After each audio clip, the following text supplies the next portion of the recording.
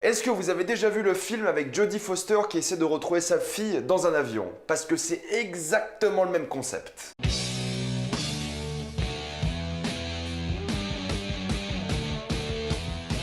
La fracture. Comme d'habitude, jusqu'à minute indiqué dans le titre de la vidéo, il n'y aura pas de spoilers jusqu'à vous êtes tranquille, après on va tout spoiler. Après un petit accident, la fille de Ray se casse son bras et doit être emmenée à l'hôpital. C'est durant cette consultation à l'hôpital que la famille de Ray va complètement disparaître. À la base, loin de moi de faire une critique de ce film-là, mais au fait, je suis en train de préparer une vidéo sur les films d'horreur sur Netflix. Je devais la sortir ce samedi-là, mais malheureusement, j'ai pas eu le temps parce qu'au fait, j'ai plein de films à regarder. Je me suis tapé genre 20 ou 30 films d'horreur sur Netflix récemment. Et pour revenir à ça, je sais pas si je suis le seul, mais quand je regarde un film d'horreur, après je dors super bien. On m'a pris pour un psychopathe quand j'ai dit ça, mais moi je dors comme un bébé après un bon film d'horreur là. En tout cas voilà, quand t'as un calendrier YouTube, il faut avoir ton calendrier respecté. Moi j'ai 3 vidéos par semaine à faire. Et vu que j'ai pas eu le temps de faire ma vidéo sur le film d'horreur, je me suis dit bon, je vais mettre une petite critique, ou deux d'ailleurs, peut-être, on verra, sur un film récent que les gens m'ont demandé de critiquer, mais que j'ai pas eu l'envie de le faire. Et voilà, je suis devant La Fracture, Fracture dans version originale. C'est un film qui est réalisé par Brad Anderson qui a fait quelques films assez sympas, mine de rien. Il a fait The Machinist, que moi j'aime plutôt bien. C'est un film qui est plus réputé pour la perte de poids incroyable de Christian Bale, tellement qu'il a failli mourir, pour vous dire. Il a aussi réalisé Opération Beyrouth l'année dernière, que moi j'ai trouvé plutôt cool. J'ai passé un bon moment devant. Il y avait un peu une histoire de géopolitique plutôt cool. C'était un film tout à fait sympathique et la filmographie de Brad Anderson n'est pas la plus digne d'un grand réalisateur. Il fait des films, on va dire, moyens d'habitude, mais il travaille beaucoup dans des séries télé, donc bon, ça change de quelqu'un qui fait souvent des films. C'est pas sa priorité, il enchaîne séries télé, films, enfin bref. Et là, avec Fracture, déjà, le truc le plus plaisant avec ce film, c'est de voir Sam Worthington. J'ai l'impression que le mec, depuis Avatar et le choc des Titans, il a complètement disparu. Acteur complètement sous-coté, d'ailleurs, il va apparaître dans l'une des vidéos des acteurs sous-cotés, c'est sûr. Le mec, entre 2009 et 2012, j'avais l'impression de le voir partout, quoi. Terminator 4, qui est vraiment pas le pire des Terminator, et que c'est un film que je trouve assez sympa. Avatar, bon, film giga culte et extrêmement bien fait. Non, Avatar n'est pas un mauvais film, arrêtez. Et ceux qui vont me sortir Pocahontas, je vous claque. On reparlera d'Avatar, je pense, sur la chaîne, parce qu'il y a un moment, faut rectifier certaines choses. Moi, je l'avais kiffé dans le Choc des Titans, c'est un peu un plaisir coupable pour moi, les deux films Choc des Titans. Il avait fait la voix à l'époque du jeu Call of Duty, j'avais kiffé sa voix. Il fait la voix de Alex Mason, c'est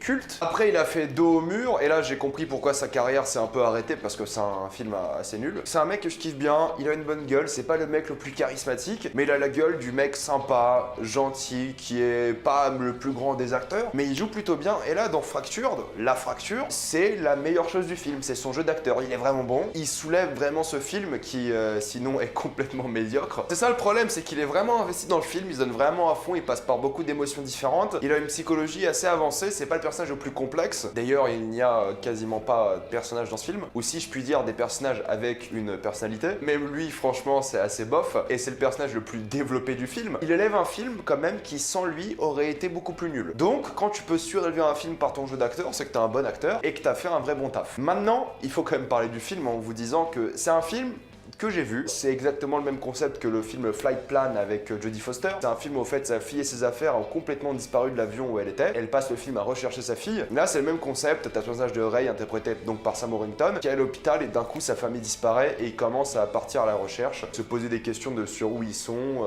qu'est-ce qui se passe dans cet hôpital. Et tu te poses plein de questions parce que c'est là le mystère du film en soi. C'est de savoir qui a raison. Est-ce que c'est Sam Worthington qui a vu sa famille disparaître? Est-ce que c'est l'hôpital qui arrête pas de lui dire que non, ta famille n'a jamais été là, t'es venu tout seul? Qui est la personne à laquelle on doit faire confiance? Quel mystère pourrait cacher cet hôpital, etc., etc. Et le problème de ce film, c'est qu'il est vraiment éclaté au sol, mais pour les mauvaises raisons. Dans le sens où c'est un film qui est pas mal réalisé. C'est un film où les acteurs jouent plutôt bien, surtout Sam Worthington. C'est un film qui est bien édité, qui a de scènes plutôt sympathiques, qui est pas trop mal rythmé. Franchement, les 1h40 et passe assez vite. C'est un film qui a un concept assez fort qui a déjà été vu, évidemment. Mais c'est un film qui est sur le papier techniquement correct, artistiquement correct, mais le problème, c'est que c'est que ça. Et t'arrives dans cette zone, pour les films, cette toute petite zone, où au-dessus, t'as les bons films, voilà, les films sympas que t'aimes bien. En dessous, t'as les films nuls. Et là, c'est pas une zone où c'est moyen, c'est la zone de la banalité et de l'oubli. Et c'est là qu'arrive La Fracture, mais en plein milieu. C'est toujours une déception totale de voir des films comme ça, parce qu'à chaque fois, tu te dis, mais merde, si t'avais un peu plus de jugeote, si t'avais été un peu plus intelligent sur certains aspects du film, sur un scénario un peu plus poussé et plus complexe, t'aurais eu un film qui n'aurait pas été oubliable. agréable. Et de l'autre côté, tu dis aussi merde, si le film aurait été un peu moins bien, ça aurait pu être un vrai mauvais film et j'aurais passé un moment un peu plus divertissant. Parce qu'un mauvais film qui essaye, c'est un nanar, et ça qui est drôle. Et là, t'es dans cette zone où j'ai passé un moment ni divertissant, ni désagréable, et tu regardes un film où ta vie n'a aucun sens. Parce que tu dis, pourquoi je regarde ça? Pourquoi je perds 1h40 à regarder ça? Et c'est con parce que c'est même pas vraiment perdre 1 heure, parce qu'en soi, c'est pas mauvais. C'est juste que c'est 1h40 de ma vie que je vais oublier. Parce qu'il y a des films qui te suivent, hein. Il y a des films qui sont vraiment mauvais, ils te suivent toute ta vie. Je suis sympa, dans 2h30, j'ai oublié. Le temps de faire le montage, allez, 4 heures le temps de mettre la vidéo en ligne, et puis c'est terminé. Et c'est le truc, c'est que les personnages, bah, t'as que Sam Worthington qui a une sorte de passé avec son ex-femme, qui a des problèmes d'alcoolisme, qui a des problèmes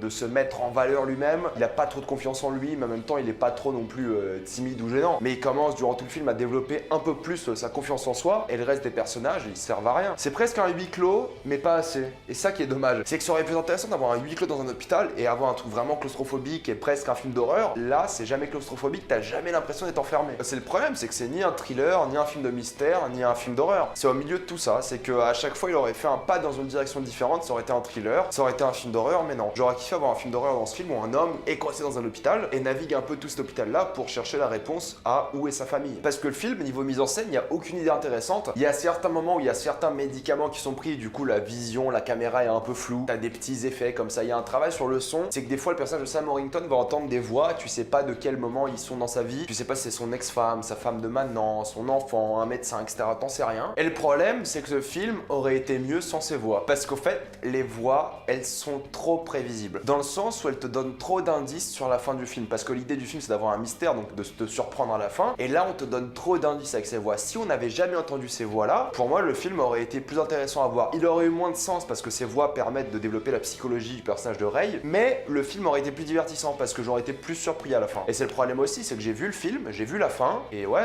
je savais quoi. Je vais pas faire le mec, je savais pas tout non plus, mais je savais l'idée principale du film. Je me suis dit, je sais que ça va finir comme ça dès la 15e minute du film. Et je vous dirai en spoiler pourquoi à partir de la 15e minute j'ai compris comment allait finir le film. J'ai pas compris tous les petits détails, mais les petits détails qu'ils ont rajoutés par rapport à la fin, c'est vraiment juste pour te dire, haha, t'as pas tout deviné. Parce qu'au fait, quand tu devines vraiment l'élément principal, la fin elle est prévisible. Et c'est dommage parce qu'on te plonge dans la tête donc de ce personnage de Ray, et j'aurais préféré être vraiment plongé là-dedans, dans le sens où j'aurais aimé sentir des émotions pour lui, être triste, être heureux, avoir peur, être inquiet. J'ai rien ressenti. Franchement, je m'en foutais. Pourquoi? Parce qu'au début du film, on te présente son histoire d'amour avec sa femme comme une histoire d'amour qui est en train de s'écrouler. La relation avec sa fille qu'il a, elle est plutôt sympa, mais si la fille devait choisir une personne avec laquelle vivre, ça serait sûrement sa mère. Et du coup, t'as une situation où, au fait, la famille, dès le début, c'était pas une bonne situation familiale. Du coup, tu te dis, pourquoi est-ce que j'en ai quelque chose à foutre? Au pire, il perd sa fille, c'est grave, c'est triste, mais c'est pas comme si ça se passait bien. Encore, si c'était une bonne famille, ils s'entendaient très très bien, j'aurais été inquiet, j'aurais aimé qu'il retrouve sa fille, etc. Mais là, à la limite, je me dis, bon, ça se passe pas bien, de toute façon, mec, abandonne quoi. C'est horrible ce que je dis et c'est bien évidemment exagéré, mais comprenez que j'aurais préféré un film où j'aurais été inquiet, où j'aurais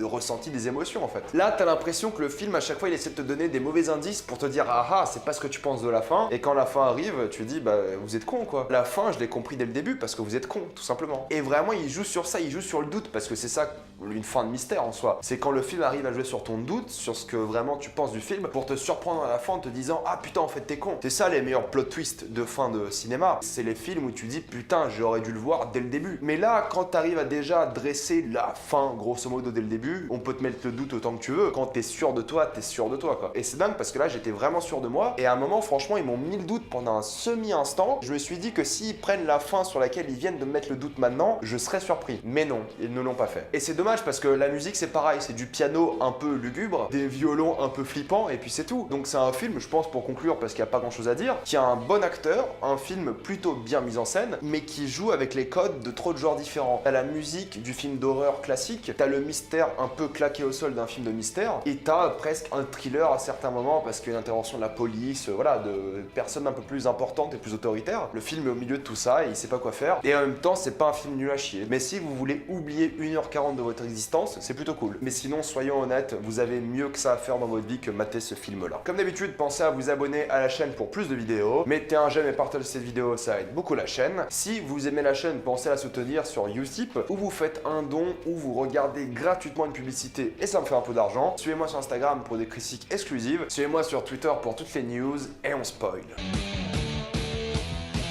Ce qui qui est vraiment dommage avec ce film, c'est que c'est même pas une fin ouverte. Encore, on aurait une fin ouverte, en mode waouh, on sait pas trop ce qui s'est passé. Ça aurait été cool, mais là même pas, c'est une fin, genre voilà, ça s'est fini comme ça. En fait, moi je pensais dès le début qu'il s'inventait tous ces délires-là avec sa femme et son enfant parce que c'est lui qui les a tués, tout simplement parce que dès que la fille tombe, il commence à entendre des voix. Donc moi j'ai lié ça directement à un traumatisme parce qu'il se rend compte que sa fille est morte et quand tu vois pousser sa femme, tu la vois jamais se relever. Du coup, je me suis dit voilà, elles sont tous les deux mortes. Donc dès qu'il commence à entendre des voix, je me suis dit bah tout ça c'est dans sa tête. Quand je dis tout ça, c'est évidemment l'événement en soi parce que dès que t'as un événement qui commence un traumatisme chez quelqu'un, tu sais que cet événement-là va être la clé du film. Quand il commence à entendre des voix juste après cet événement-là, je me suis dit bah ça s'est mal passé. T'entends la fille tomber de manière brutale, il commence à entendre des voix, bah, je me suis dit voilà, elles sont toutes les deux mortes, le mec a caché les corps et puis voilà. Il commence à s'inventer une histoire à l'hôpital et c'est dommage au fait que l'hôpital n'aurait pas été un hôpital où vraiment ils kidnappent des gens, où vraiment ils sont méchants, etc. Parce que ça aurait été un plot twist intéressant et qu'en fait il aurait pensé que tout ce qu'il s'est inventé n'est pas donc faux. Ça aurait été intéressant que l'hôpital soit coupable et qu'il arrive à sauver sa femme ou pas d'ailleurs et qu'ensuite il y a une sorte d'histoire de vengeance. Bref, il y avait plein de manières différentes de finir ce film et je me suis dit à un moment il y avait une manière encore plus intéressante de finir ce film, c'est qu'en fait tu vois des flashbacks de l'accident de voiture qu'il a au début avec son ex-femme et ce que je me suis dit c'est que ça aurait été super intéressant que donc l'hôpital soit coupable, qu'il aille donc récupérer sa femme et